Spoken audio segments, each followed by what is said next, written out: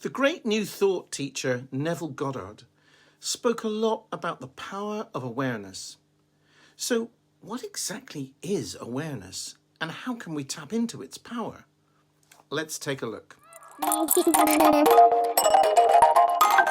Hi, I'm Trevor.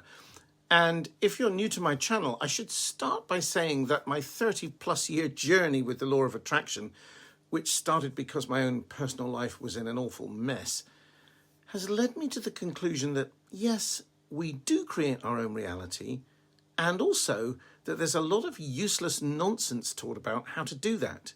You don't need techniques to manifest your desires because it's as natural and about as effortless as breathing in and out. I've started a club called the Law of Attraction Demystified Club, where we explore issues around manifesting in more depth than I can here on a YouTube channel. So if you fancy checking that out, there's a link in the description below this video. All right, let's talk about awareness and reality. Neville had two concepts which seem like they might be contradictory, so we need to dig a little to understand what he meant. First of all, he said, consciousness is the only reality. This is widely taken to mean that our external world and experiences are reflections of our inner state of consciousness.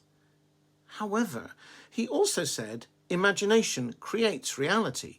Now, if consciousness is the only reality, then we seem to be stuck in a loop where Neville would be saying that imagination creates consciousness, which doesn't make sense. I think there's a fundamental misunderstanding here, which you can see repeated often in many law of attraction teachings. Let's substitute the word consciousness for awareness. Very quickly, let me show you how you can experience awareness. You may need to pause the video and try this for yourself a few times, but it's pretty simple, just not something we're used to. If I ask you whether your experience is that you have a body or that you are a body, what would you answer? How about if I ask you if you have experiences or if you are your experiences? What about thoughts? Do you have thoughts or are you your thoughts? Try it with personality. Do you have a personality or would you say you are a personality? It might get a bit trickier there.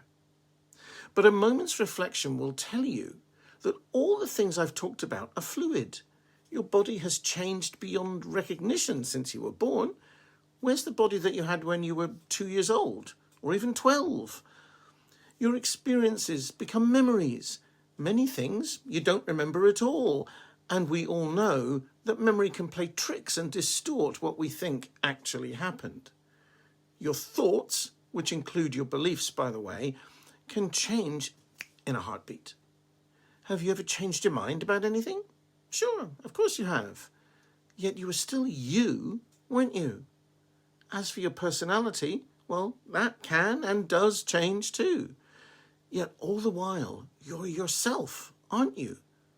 I'm pretty sure you said you have all those things. You have a body, you have thoughts, and so on. Another way of stating that would be, I'm aware of my body, or I'm aware of my thoughts, experiences, and even my personality.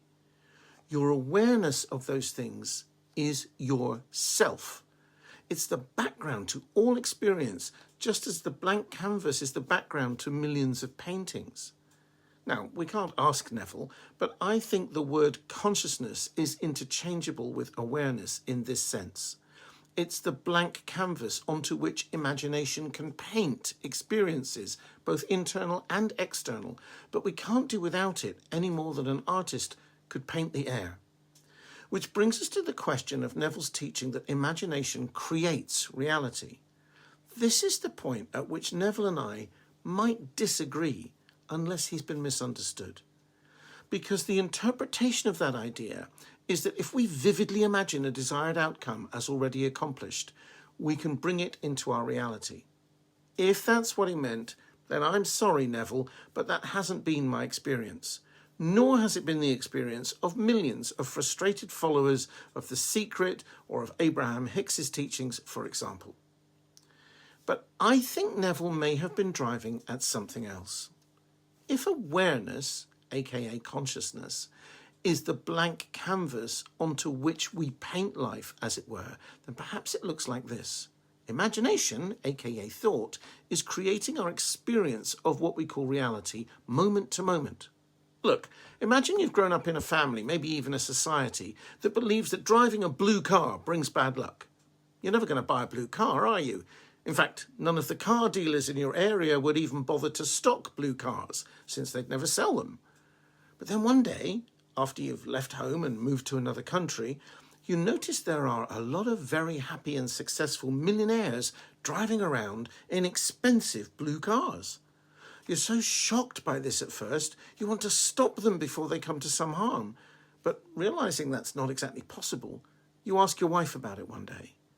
"Oh, yes, honey," she explains. "Don't you know blue cars are lucky?" And over time, your perception of blue cars shifts. Of course, if you ask me, the colour of the car you drive has nothing to do with how fortunate you are. But then that would be my reality, wouldn't it? We build our reality in our minds like a massive Lego brick city, world, and we imagine it's all true, which is why we call it reality. Where does this leave us? Well, now you are aware that you are imagining every bit of your life using your thoughts and beliefs as the Lego bricks, which means at any time you can dismantle, rebuild, or ignore any of it. And once you are aware of awareness itself, you are free to create any reality you like, and you can reconstruct it at a moment's notice. Awareness isn't powerful in a forceful way, its power is in its total fluidity. Incidentally, for those of you who meditate or practice mindfulness, that's where your mind goes. That blissful state of non-thinking is pure awareness. Freeing, isn't it? I hope you've enjoyed this video. Remember to check out the Law of Attraction Demystified Club by clicking the link in the description below. I recommend you watch my video about Neville's money manifesting teachings too. Do that now while this is still fresh in your mind. I'll put it up on the screen.